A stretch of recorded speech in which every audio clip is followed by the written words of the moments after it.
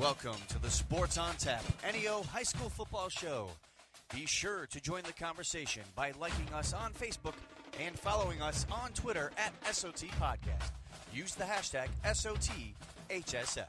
Here are your hosts, Rob Trump, Josh Jeffy, Ed Dick, and Sean Duffy.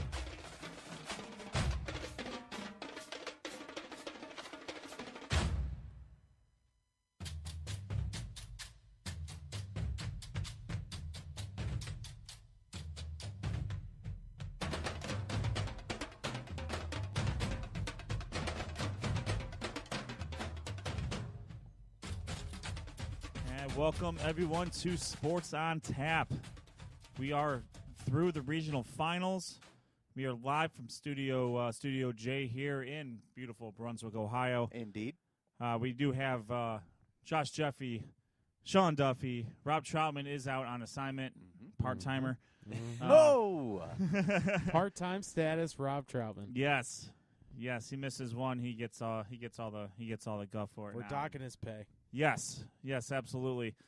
Guys, we're almost through this now, man. Yeah. It's hard to believe we're through week 13.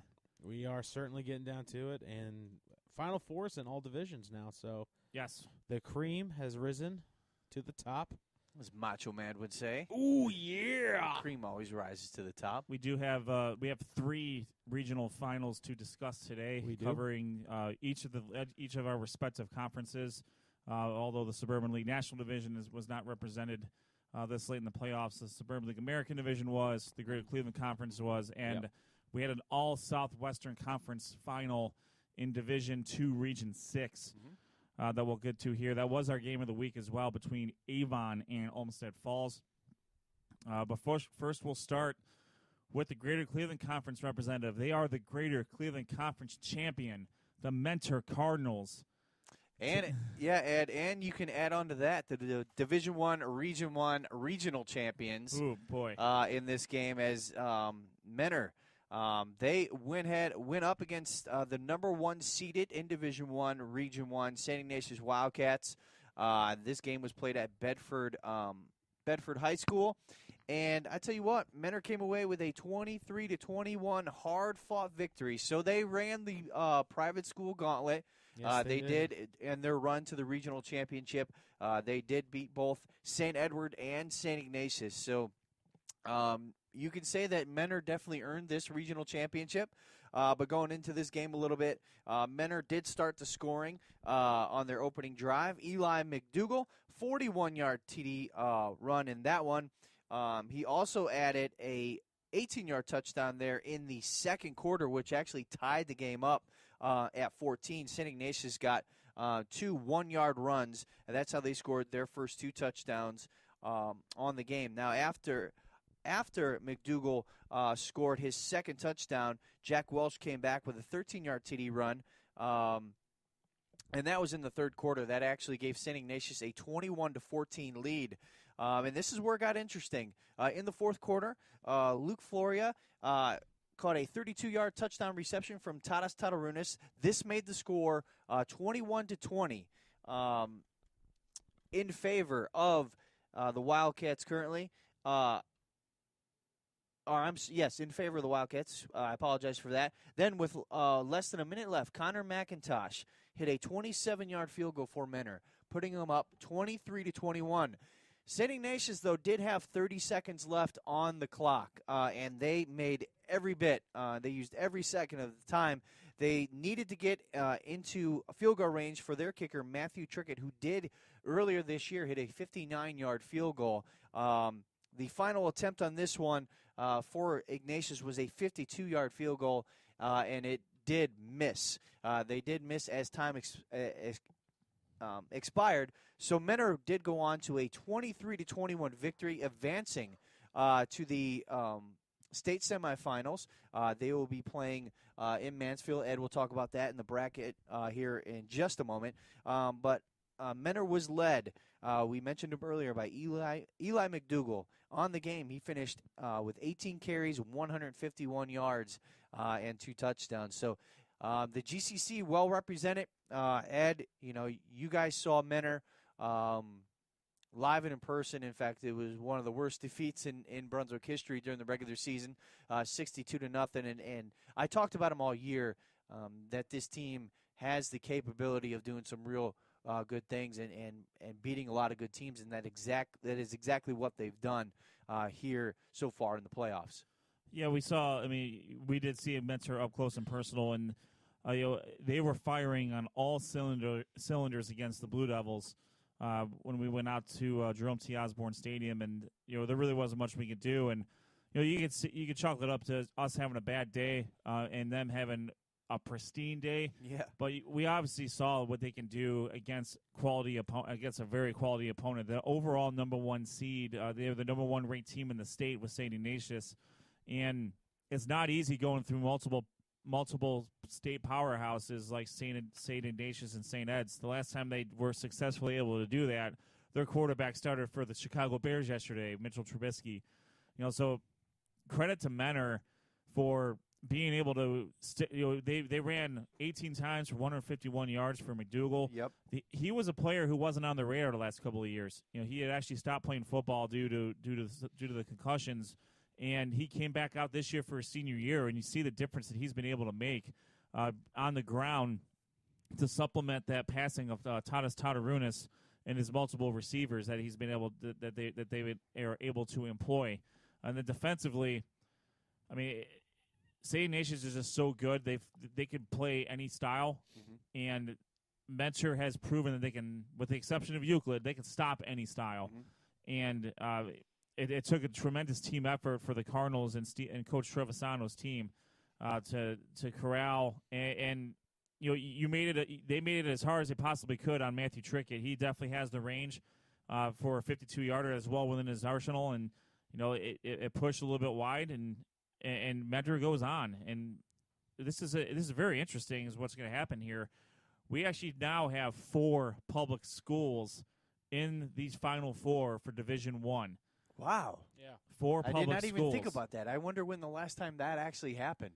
That's a stat I don't have at the ready, but that is certainly a great statistic to talk about. We've had the public versus private debate on this show a couple of times, especially early in the season.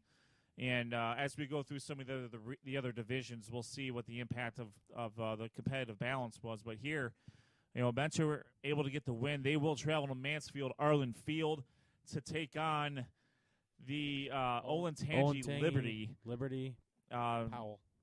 Powell Olentangy Liberty. That game will be Friday night, 7:30 kickoff. Once again from Mansfield Arlen Stadium. That is, I don't know if you guys have ever been out there. It's kind of set into the ground. It's like a pit out there. Brunswick's played there a couple of times in the state playoffs. We've actually had a home-and-home against Mansfield there for a couple of years. So that's an interesting setup down there. And then, I see Sean has the bracket up. You want to talk about the other side? Well, the other side actually has an upset of its own. Coleraine was able to defeat St. Xavier, so the number 2 seed defeated the number 1 seed in Region 4.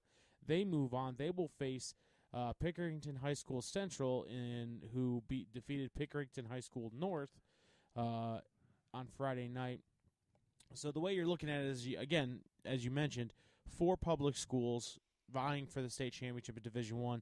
I can't believe that's happened, at least in the last 5 years I've been covering it. Well, and here's another thing looking at the bracket, just going through, not only are there 4 public schools, but all 4 teams are not one of them are number 1 seeds. So the number 1 seeds in each of these 4 brackets got upset. We were talking about somewhat of an upset.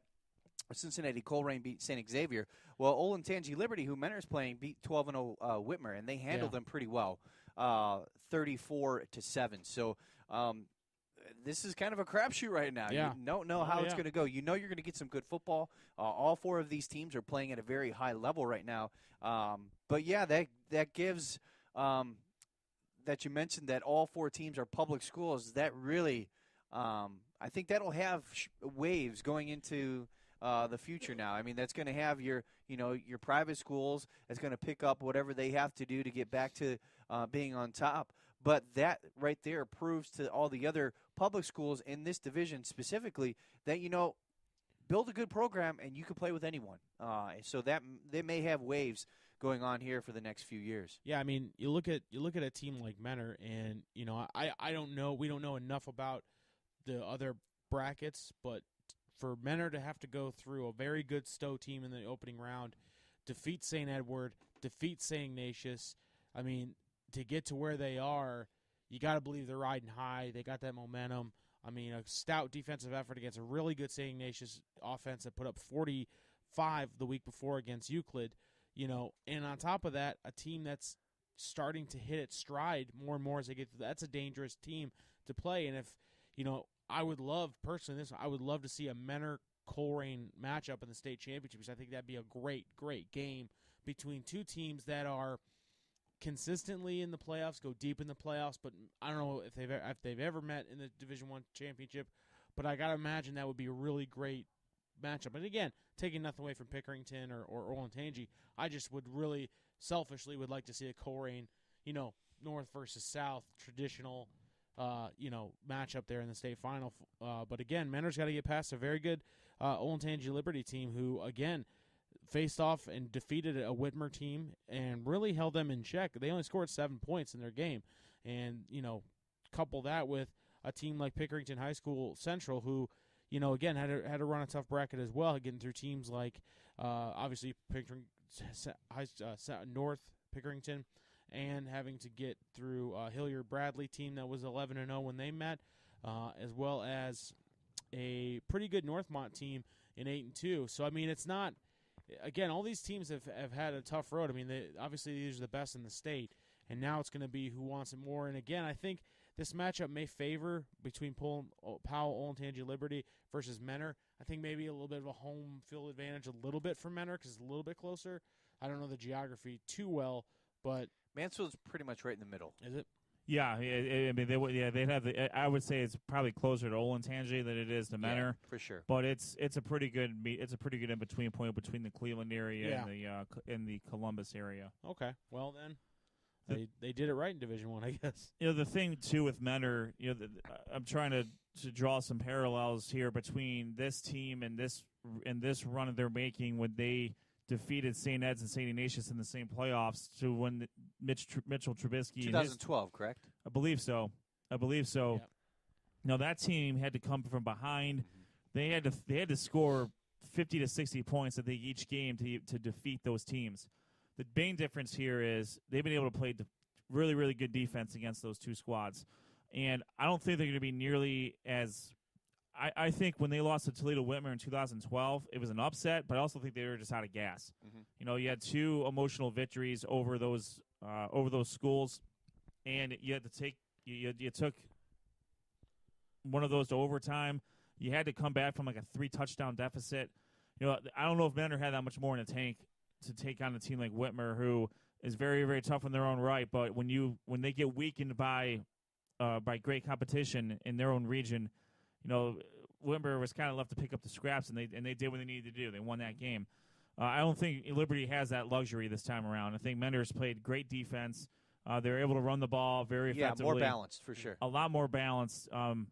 And we'll see what happens with Mentor and it's my computer. It's my computer's being all. It's yelling at you. It's being very temperamental. So it's gonna be a great game between Mentor and Liberty, and then similarly between Pickerington Central and Cincinnati Coleraine. Once again, those games are Friday night. Kickoff is at 7:30 for Division I for the Division I state semifinals. Yep, and like I said, these are going to be really good games. I look forward. Obviously, these are the bigger schools. So, for those who aren't familiar with the divisions here, or just listening us to the first time, Division I are your larger population schools. So these are teams that can field a really good set of kids, and again, it's more of a situation where, it's big time football, and that's what everyone looks forward to, especially in the in the playoffs. And obviously, congratulations to St. Ed's and St. Ignatius. Obviously, it's not their traditional. They're not used to being in this position where they're watching the state Final Four. Usually, they're watching they're if they are watching it, they're watching who they're playing in the state championship, one of those two teams. Great seasons all around. Listen, I mean, when you get to the regional finals, sometimes you win, sometimes you lose, and that's just the nature of the game. But take nothing away from any of the teams that played this past Friday night. They had a great season and got very deep into the playoffs. Only 4 teams can make it to the state semifinals. So, I mean, it's no disrespect. It's nothing to hang your head about. I mean, obviously some teams may not have played as well as they could have and maybe felt that way, and that's fine. But, at the end of the day, one winner goes through, but those teams that made it to the regional finals and came up just a little bit short, nothing to hang your heads about, you had a good season, you can move on.